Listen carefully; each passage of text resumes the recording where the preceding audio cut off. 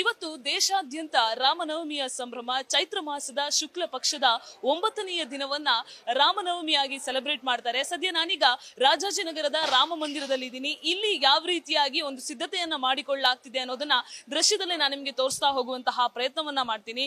ಒಂದು ರಾಮ ಮಂದಿರ ಅಂದ ತಕ್ಷಣ ಜನರಲ್ಲ ಬೆಳಗ್ಗೆ 5 ಗಂಟೆಯಿಂದಲೂ ಕೂಡ ರಾಮನ ದರ್ಶನವನ್ನ ಮಾಡೋದಕ್ಕೆ, ರಾಮನಿಗೆ ಮಾಡಿರುವಂತಹ ವಿಶೇಷ ಅಲಂಕಾರ ಪೂಜೆಯನ್ನ ಕಣ್ತುಂಬಿಕೊಳ್ಳೋದಕ್ಕೆ ಜನಸಾಗರವೇ ಈ ರಾಜಾಜಿನಗರದ ರಾಮ ಮಂದಿರಕ್ಕೆ ಹರಿದು ಬರ್ತಾ ಇದೆ. ಅದರಲ್ಲಿ ವಿಶೇಷವಾದಂತಹ ಆಕರ್ಷಣೆ ಅಂತ ಹೇಳಿದ್ರೆ ಅಯೋಧ್ಯೆಯ ರಾಮ ಮಂದಿರವನ್ನ ಎಷ್ಟು ಫೇಮಸ್ ಆಗಿದೆ.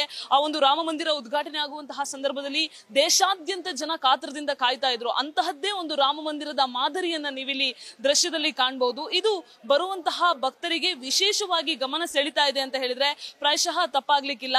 ಈ ಒಂದು ರಾಮ ಮಂದಿರದ ಮಾದರಿಯ ಬಳಿ ಜನರು ಭಕ್ತಿ ಭಾವದಿಂದ ಕೈ ಮುಗಿಯೋದ್ರ ಜೊತೆಗೆ ಇಲ್ಲಿ ಬಂದು ಸೆಲ್ಫಿಯನ್ನ ಕ್ಲಿಕ್ಕಿಸ್ಕೊಳ್ತಾ ಇರುವಂತಹ ದೃಶ್ಯಾವಳಿ ಕೂಡ ಕಂಡು ಬರ್ತಾ ಇರುವಂತದ್ದು. ಅದರ ಜೊತೆಗೆ ಈ ಒಂದು ದೇವಸ್ಥಾನದಲ್ಲಿ ರಾಮ, ಭರತ ಜೊತೆಗೆ ಲಕ್ಷ್ಮಣ, ಶತ್ರುಘ್ನರ ಒಂದು ತೊಟ್ಟಿಲು ಸೇವೆಯನ್ನ ಮಾಡೋದಕ್ಕೆ ಕೂಡ ಇಲ್ಲಿ ಅವಕಾಶವನ್ನ ಮಾಡಿಕೊಡ್ಲಾಗಿದೆ. ಮಾತೆಯರ ಜೊತೆ ರಾಮ, ಭರತ, ಶತ್ರುಘ್ನ, ಲಕ್ಷ್ಮಣರ ಒಂದು ತೊಟ್ಟಿಲು ಸೇವೆ ಏನಿದೆ ಅದನ್ನ ಮಾಡೋದಕ್ಕೆ ಭಕ್ತಾದಿಗಳಿಗೆ ಅವಕಾಶವನ್ನ ಕೂಡ ಕೊಟ್ಟಿರುವಂತದ್ದು. ಇದ್ರ ಬಗ್ಗೆ ಮಾತಾಡೋದಕ್ಕೆ ನನ್ನ ಜೊತೆಗೆ ಭಕ್ತರು ಕೂಡ ಇದ್ದಾರೆ. ಅವ್ರನ್ನ ಕೂಡ ಮಾತಾಡಿಸ್ತಾ ಹೋಗ್ತೀನಿ. ಅಮ್ಮ, ಏನ್ ಹೇಳ್ತೀರಾ? ರಾಮನವಮಿಯ ದಿನ ಇಷ್ಟು ಅದ್ಭುತವಾದಂತಹ ಒಂದು ಸಿದ್ಧತೆಯನ್ನ ಮಾಡ್ಕೊಂಡಿದ್ದಾರೆ. ಏನ್ ಹೇಳ್ತೀರಾ? ಯಾವ ರೀತಿಯಾಗಿ ಆಚರಣೆ ಮಾಡ್ತೀರಾ? ನೋಡಿ, ಈ ರಾಮನವಮಿ ನಮಗೆಲ್ಲ ದೊಡ್ಡ ಹಬ್ಬ. ರಾಮ ಹುಟ್ಟಿದ ದಿವಸ, ಆಮೇಲೆ ಈ ದೊಡ್ಡ ರಾಮ ಪ್ರತೀಕ ಮಾಡಿದ್ದಾರೆ ಇಲ್ಲಿ. ನಾವು ತುಂಬಾ ಖುಷಿ ಪಡ್ತಾ ಇದ್ದೀವಿ. ರಾಮನ್ ನೋಡಿ ದರ್ಶನ ಮಾಡೋಕ್ಕಿಂತ ಬೆಳಿಗ್ಗೆ ಬೇಗ ಬಂದಿದ್ದು ನಾವು. ಯಾಕೆಂದ್ರೆ ಸಾಯಂಕಾಲ ಆದಾಗ ಜನ ಜಾಸ್ತಿ ಆಗಿಬಿಡ್ತಾರೆ. ಇಲ್ಲಿ ಅರೇಂಜ್ಮೆಂಟ್ ಮಾತ್ರ ತುಂಬಾ ಚೆನ್ನಾಗಿದೆ ಮೇಡಮ್. ತುಂಬ ಖುಷಿ ಆಯಿತು. ನಾವು ಊಟನೂ ಮಾಡಿಲ್ಲ, ಏನು ತಿಂಡಿನೂ ತಿಂದಿಲ್ಲ, ಉಪವಾಸ ರಾಮ ದರ್ಶನಕ್ಕೆ ಬಂದಿದ್ದು ನಾವು. ಮೊದಲನೇದಾಗಿ ಇಡೀ ಕರ್ನಾಟಕ ಜನಸ್ತೋಮಕ್ಕೆ ಶ್ರೀರಾಮನವಮಿಯ ಪ್ರಯುಕ್ತ ಶುಭ ಕೋರ್ತಾ ಇದ್ದೀವಿ ಶ್ರೀರಾಮ್ ಸೇವಾ ಮಂಡಳಿಯಿಂದ. ಆ ರಾಮ ಅವರಿಗೆ ಆಯುರ ಆರೋಗ್ಯ ಐಶ್ವರ್ಯ ಕೊಟ್ಟು ಕಾಪಾಡಲಿ ಅಂತ ಕೇಳ್ಕೊತಾ ಇದ್ದೀನಿ. ಎರಡನೇದಾಗಿ ಇವತ್ತು ಬೆಳಗ್ಗೆ 5:15ಕ್ಕೆ ಭವ್ಯವಾಗಿ ರಾಮನಿಗೆ ಅಭಿಷೇಕವಾಯಿತು. ಅಭಿಷೇಕ ಆದಮೇಲೆ ಅತಿ ಅದ್ಭುತವಾದ ಪುಷ್ಪಾಲಂಕಾರ ಮಾಡಿದ್ದೀವಿ. 9 ಗಂಟೆಗೆ ಸರಿಯಾಗಿ ರಥೋತ್ಸವ, ಪ್ರಮುಖ ಬೀದಿಗಳಲ್ಲಿ ಬ್ರಹ್ಮ ರಥೋತ್ಸವ ನಡೆಯುತ್ತೆ. ರಾಮನ ಪರಿವಾರದೊಂದಿಗೆ ತಾಳ ಮೇಳದೊಂದಿಗೆ ರಥೋತ್ಸವವನ್ನು ತೊಗೊಂಡೋಗ್ತಾ ಇದ್ದೀವಿ. ಆಮೇಲೆ ರಥ ಬಂದ ಮೇಲೆ ಎಲ್ಲರಿಗೂ ಪಾನಕ, ಕೋಸಂಬರಿ, ಮಜ್ಜಿಗೆ ವಿತರಣೆ ಕಾರ್ಯಕ್ರಮ ಇಟ್ಕೊಂಡಿದ್ದೀವಿ. ಇವತ್ತು ಬೆಳಗ್ಗೆ 9 ಗಂಟೆಗೆ ಕಲ್ಚರಲ್ ಪ್ರೋಗ್ರಾಮ್ಸು ಹಮ್ಮಿಕೊಂಡಿದ್ದೀವಿ. ರಾತ್ರಿ 11 ಗಂಟೆ ತನಕ ನೃತ್ಯ, ಗಾಯನ, ವಾಚನ ಕಾರ್ಯಕ್ರಮಗಳು ಸತತವಾಗಿ ಇದ್ದೇ ಇರುತ್ತೆ. ಪ್ರಸಾದ ಸೇವೆಯನ್ನು ಸತತವಾಗಿ ಹಮ್ಮಿಕೊಂಡಿದ್ದೀವಿ. 11 ಗಂಟೆ ತನಕ ದೇವಸ್ಥಾನ ತೆರೆದಿರುತ್ತೆ. ವಿಶೇಷವಾಗಿ ಇವತ್ತು ರಾಮನವಮಿ, ರಾಮ ಹುಟ್ಟಿದ ದಿನ. ಹಾಗಾಗಿ ನಾವು ಸಾಂಕೇತಿಕವಾಗಿ ರಾಮ, ಲಕ್ಷ್ಮಣ, ಭರತ, ಶತ್ರುಘ್ನ ಅವರ ಮಾತೆಯರೊಂದಿಗೆ ಪ್ರತಿಮೆಯನ್ನು ಇಲ್ಲಿ ಇಟ್ಟು ಬಂದಿರೋ ಭಕ್ತಾದಿಗಳಿಗೆ ತೊಟ್ಟಿಲು ಸೇವೆ ವ್ಯವಸ್ಥೆಯನ್ನು ಮಾಡಿಕೊಟ್ಟಿದ್ದೀವಿ. ಭಕ್ತಾದಿಗಳು ತೊಟ್ಲು ತೂಗಿ ರಾಮನ ತೊಟ್ಲು ತೂಗೋ ಥರನೇ ಒಂದು ಖುಷಿಯನ್ನು ಅವರು ಅನುಭವಿಸ್ತಾ ಇದ್ದಾರೆ. ಕಳೆದ 3 ವರ್ಷಗಳಿಂದ ಮಾಡ್ತಾ ಇದ್ದೀವಿ. ಇದು ಏಕೈಕ ಜಾಗ ಕರ್ನಾಟಕದಲ್ಲಿ ಈ ಥರ ಒಂದು ಸೇವಾ ಸೌಲಭ್ಯವನ್ನು ಭಕ್ತಾದಿಗಳಿಗೆ ವಹಿಸ್ಕೊಟ್ಟಿರುವಂಥದ್ದು. ಸೊ ಸುಮಾರು ಒಂದು 20-25 ಸಾವಿರ ಭಕ್ತಾದಿಗಳು ಬರೋ ನಿರೀಕ್ಷೆ ಇದೆ ಇವತ್ತು. ರಾತ್ರಿ 11 ಗಂಟೆ ತನಕನೂ ದೇವಸ್ಥಾನ ಓಪನ್ ಇರುತ್ತೆ. 11-11:30 ತನಕನೂ ದೇವಸ್ಥಾನ ಓಪನ್ ಇರುತ್ತೆ. ಭಕ್ತಾದಿಗಳು ಸಮಯಕ್ಕೆ ತಕ್ಕಂಗೆ ಬಂದು ದರ್ಶನ ಮಾಡ್ಕೊಂಡು ಹೋಗ್ಬೋದು. ತುಂಬ ಚೆನ್ನಾಗಿ ಮಾಡಿದ್ದಾರೆ.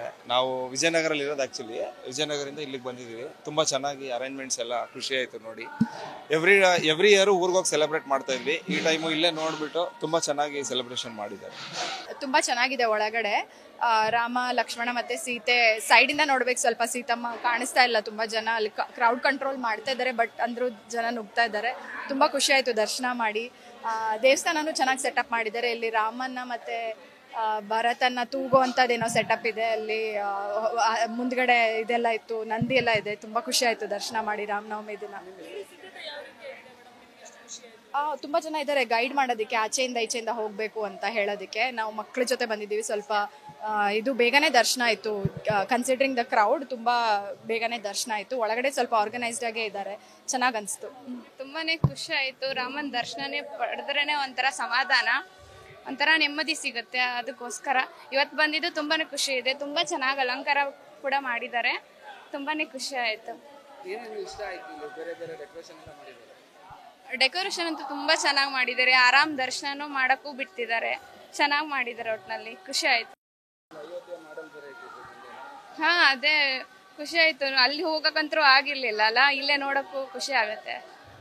ಇನ್ನು ದೇವಸ್ಥಾನದ ಒಳಭಾಗದಲ್ಲಿ ಯಾವ ರೀತಿಯಾದಂತಹ ತಯಾರಿ ಇದೆ ಅನ್ನೋದನ್ನ ಕೂಡ ನಾನು ನಿಮ್ಗೆ ತೋರಿಸ್ತಾ ಹೋಗ್ತೀನಿ. ರಾಮನಿಗೆ ಯಾವ ರೀತಿಯಾಗಿ ಅಲಂಕಾರ ಮಾಡಿದ್ದಾರೆ ಅನ್ನೋದನ್ನ ಕೂಡ ನಾನು ನಿಮ್ಗೆ ತೋರಿಸ್ತಾ ಹೋಗ್ತೀನಿ. ಬೆಳಗ್ಗೆ ಸುಮಾರು ಒಂದು 10 ಗಂಟೆಯ ಸುಮಾರಿಗೆ ಇಲ್ಲಿ ಬ್ರಹ್ಮ ರಥೋತ್ಸವ ಹೊರಡುತ್ತೆ. ಅಂದ್ರೆ ಆ ರಾಮನ ರಥೋತ್ಸವ ಹೊರಡುತ್ತೆ. ರಾಮನಾಮವನ್ನ ಸ್ಮರಣೆ ಮಾಡ್ತಾ ಜನರೆಲ್ಲ ರಥೋತ್ಸವದಲ್ಲಿ ಭಾಗಿಯಾಗ್ತಾರೆ. ಭಾಷ್ಯಂ ಸರ್ಕಲ್ ಇಂದ ಅಂದ್ರೆ ಈ ಒಂದು ರಾಜಾಜಿನಗರದ ರಾಮ ಮಂದಿರದಿಂದ ಆರಂಭ ಆಗಿ ಭಾಷ್ಯಂ ಸರ್ಕಲ್ ಸುತ್ತ ಒಂದು ರಥೋತ್ಸವ ಸಾಗಲಿದೆ. ಆ ರಥೋತ್ಸವನ ಕಣ್ತುಂಬಿಕೊಳ್ಳೋದಕ್ಕೆ ಕೂಡ ಈ ಭಾಗದಲ್ಲಿ ಜನ ಸಾಕಷ್ಟು ಸಂಖ್ಯೆಯಲ್ಲಿ ಸೇರಿರುವಂತದ್ದು. ಪ್ರತಿ ವರ್ಷ ಕೂಡ ಅದ್ದೂರಿಯಾಗಿ ಈ ಒಂದು ರಥೋತ್ಸವ ನಡೆಯುತ್ತೆ. ಆ ರಥೋತ್ಸವದಲ್ಲಿ ಭಾಗಿಯಾಗೋದಕ್ಕೆ ಸಾಕಷ್ಟು ಜನ ಕೂಡ ಬರ್ತಾರೆ. ರಾಮನಾಮವನ್ನ ಸ್ಮರಣೆಯನ್ನ ಕೂಡ ಮಾಡ್ತಾರೆ.